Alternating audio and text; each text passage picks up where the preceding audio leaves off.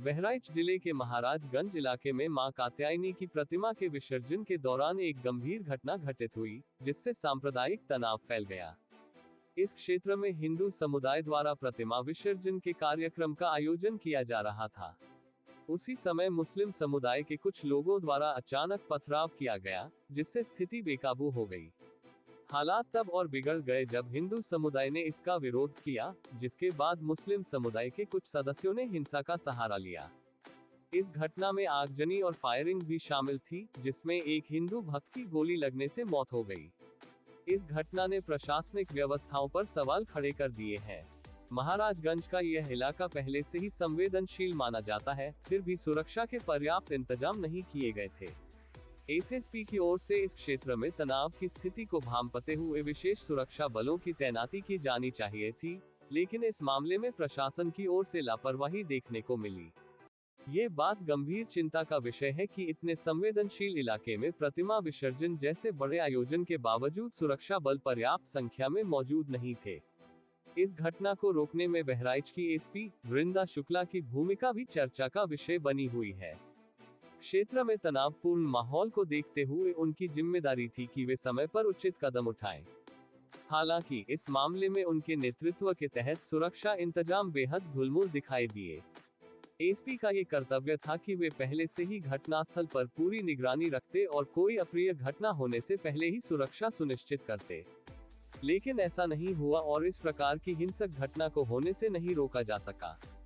SP वृंदा शुक्ला के प्रति जनता के बीच असंतोष इस बात से स्पष्ट है कि घटना के बाद भी स्थिति को नियंत्रण में लाने में उनकी नाकामी दिखी।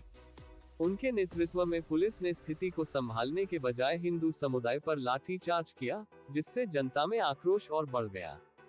ये स्थिति उस समय और भी गंभीर हो गई जब पुलिस द्वारा मुस्लिम समुदाय के उपद्रवियों पर उचित कार्रवाई नहीं की गई। इस बात को लेकर भी कई सवाल खड़े हो रहे हैं कि क्या पुलिस प्रशासन ने जानबूझकर किसी एक समुदाय के प्रति ढील दी। इसके अतिरिक्त एसपी वृंदा शुक्ला ने घटना के बाद मीडिया के सामने बयान जारी किए, लेकिन इससे स्थिति को सुधारने के बजाय विवाद और बढ़ गया। उनके बयानों में घटना की गंभीरता का ठोस तरीके से सामना नहीं किया गया। स्थानीय जनता और हिंदू समुदाय का मानना है कि इस प्रकार की गंभीर स्थिति को देखते हुए एसपी को तत्काल प्रभाव से निलंबित किया जाना चाहिए और उनके विरुद्ध सख्त कार्यवाही की जानी चाहिए।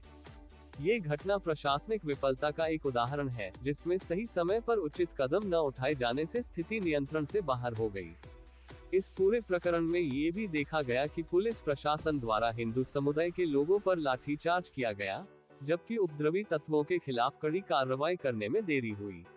ये स्थिति न केवल सांप्रदायिक तनाव को और बढ़ाती है, बल्कि कानून व्यवस्था पर जनता के विश्वास को भी कमजोर करती है। महाराजगंज जैसे संवेदनशील इलाके में पुलिस और प्रशासन की ओर से लापरवाही एक गंभीर मुद्दा है। इस प्रकार की घटनाओं से निपटने के लिए प्रशासन को सतर्कता बरतनी चाहिए थी। इसके बावजूद इस घटना में पुलिस और प्रशासन की ढिलाई स्पष्ट रूप से सामने आई है, जो कि बर्दाश्त करने योग्य नहीं है। स्थिति को देखते हुए न केवल एसपी वृंदा शुक्ला बल्कि अन्य संबंधित अधिकारियों के खिलाफ भी उचित जांच और कार्यवाही की जानी चाहिए। ऐसे समय में जब सांप्रदायिक तनाव को रोकने के लिए कड़े कदम उठाने की आवश्यकता थी, प्रशासन की निष्क्रियता ने हालात को और अधिक खराब किया।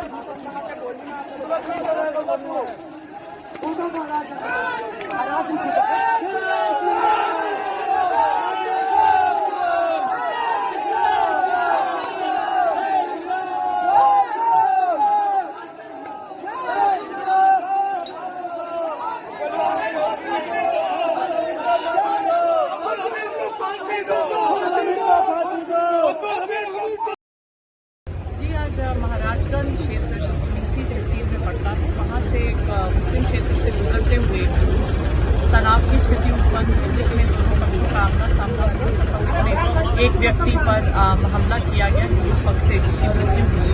उसी के बाद ये तनाव की स्थिति उत्पन्न हुई।